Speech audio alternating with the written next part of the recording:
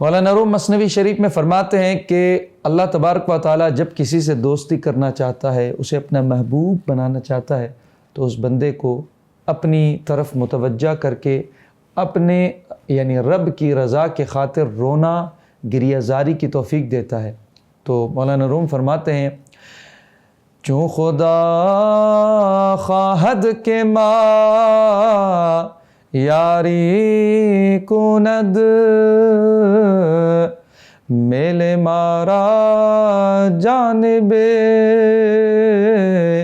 زاری کند۔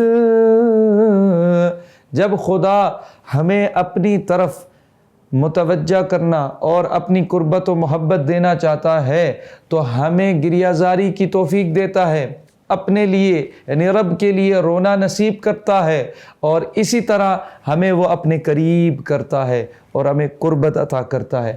یہ رونا رب کو سب سے زیادہ محبوب ہے۔